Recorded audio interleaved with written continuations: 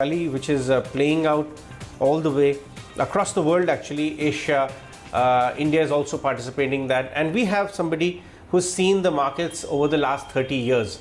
John Praveen of Primerica Group is joining us. He's the MD and Senior Portfolio Manager. John, what in your mind is really fueling this massive rally globally? There is also talk that Wall Street and Main Street are kind of divorced of sorts, and all the big guys are calling the market untouchable right now, fundamentals not matching to reality, but the market continues to make a mockery of everybody and continues to rally. What are your thoughts? Very good question, and everybody is grappling with this disconnect between a V-shaped market rally while the economy is in deep recession. Clearly, this has been a very tumultuous first half. We have had markets down 35 to 40% and rallied 35 to 40%, all within a space of 3 to 4 months. And all of this is happening while the global economy is in the midst of a deep recession. How do we explain this?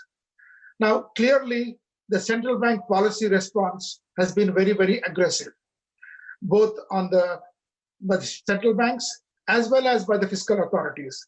Just in terms of what numbers, globally, the fiscal and monetary policy combined has been close to about $25 trillion, which is about 30% of global GDP. In the US, the numbers are even bigger, about 44% of GDP, 9 trillion, combined fiscal and monetary stimulus. In Europe, 6 trillion. That's also about 44% of Eurozone GDP. So the tremendous amount of liquidity that has been provided and the backstops that have been provided by the Federal Reserve, the ECB, by the US government and the European governments and governments all over the world, that has been clearly a factor. I say a factor because there are other factors. So the other factor other important factor, in my opinion, is this. Even before the COVID crisis, there were some very important structural changes that were going about in the US and globally, in India too. This is increased use of technology and digitalization. COVID has basically put those trends on steroids. They say that 5 years of digitalization has taken place in 5 years, in 5 months.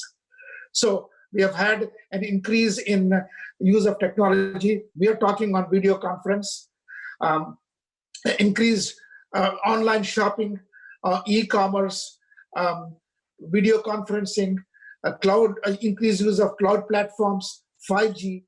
So all of these trends, digitalization and technology trends, they have been accelerated by the COVID crisis. And those companies that are in the forefront of the digital revolution or technological revolution, they are leading. They initially led the rally until the middle of May. So the technology sector, the communication sector, those are the ones that have had a big rally. In addition, there was also a rally in the healthcare stocks on hopes and expectations of a vaccine for the virus. Now, you said the Main Street is not is divorced from the Wall Street, and you're right. Main Street is not Wall Street, or in the case of India, Marine Drive is not Dalal Street. But if you look at the sector composition, so the technology sector, the healthcare sector, the communication sector, they make up 50% of the US index. They make up only about 11% of US GDP. On the other hand, sectors that have struggled, industrials, real estate, leisure, transportation, these sectors, and then the government sector, they make up just about 10 to 15% of US GDP, US stock market, but they make up 50% of GDP. So this disconnect can be understood, explained, at least in the case of the US, in terms about the big share of these technology, healthcare, and communication companies in the market, and a smaller share of them in the GDP, and a small share of the struggling sectors in the market, but a bigger share of them in the economy. That is the another reason to explain this disconnect between the market rally and economic recession. Right. John, so in such a scenario which you are painting for us, what's the ideal portfolio strategy if one were to talk about a little 2-3 years far out? With a hypothesis that there could be some amount of advancements as far as a cure or a vaccine for COVID is concerned, and the recovery also starts taking much more grip over the world. What are your thoughts on risky assets globally with that view?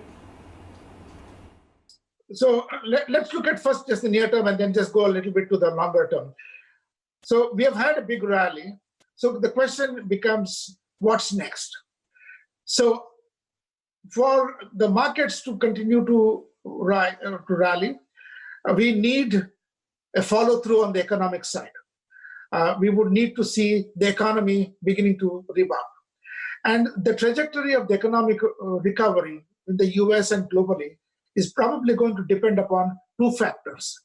One is how quickly we are able to control, bring the infections under control, and what is the risk of a further resurgence of cases and the risk of a second wave. As you know, we have already beginning to see a resurgence of cases in the US, and that is throwing some cold water on the expectations of a quick recovery. So whether we will have a second wave and whether we are able to control the first wave itself, that is going to be one factor that will determine the shape of the economic recovery. The second factor is whether the success in terms about coming up with a treatment and a vaccine. If we have success in terms about in coming up with a treatment and a vaccine, then we will probably see a faster recovery. So whether we will see a quick recovery, economic recovery, or a slow recovery is going to depend upon these two factors. I would call it as virus versus vaccine. And whichever is going to trump or whichever is going to win is probably going to determine the shape of the economic recovery. And the shape of the economic recovery will probably determine where risky assets, stocks, and credits will go in the next 6 months. Now, beyond the next 6 months, and going to the slightly longer picture, many of these trends that have been accelerated in terms about digitalization, in terms about increased use of technology in all spheres, in commerce, even in healthcare. Now people are having web medicine. You are able to see your doctor online. So these trends are probably going to continue. They are not going to be, once the COVID crisis ends, people are not going to stop using doing video conferencing. People will feel that, well, instead of meetings, we will have more of video conferences. So these trends are going to continue. They're going to accelerate. And therefore, those sectors and those markets that are in the forefront of those kinds of technological and digital revolution are probably going to do quite well. And we might probably see some sectors and some industries that are probably never going to come back. So what is going to happen in the long run beyond this crisis is the outlook is going to depend upon how these technological changes are going about and which sectors, which countries are capitalizing on those trends. John, there's a big rally which is playing out in India as well, as we can see right now. Almost 10,800 being knocked on by the Nifty, and large cap stocks are doing phenomenally well. What's the outlook on Indian markets? Which kind of stocks do you like? And going forward, how do you see the profitability profile as well? Because it's likely to be hit for a prolonged period of time for corporate India. Well, in the near term, clearly, the outlook for the Indian market is probably going to depend upon the success in terms about controlling the virus and bringing about reopening, rolling back the lockdowns and then reopening the economy. I mean, in the near term, clearly, India's GDP is probably going to suffer like many of the other developed and emerging markets. And then we are probably going to see the hit to the GDP also translating into a hit for earnings. So in the near term, those are the headwinds.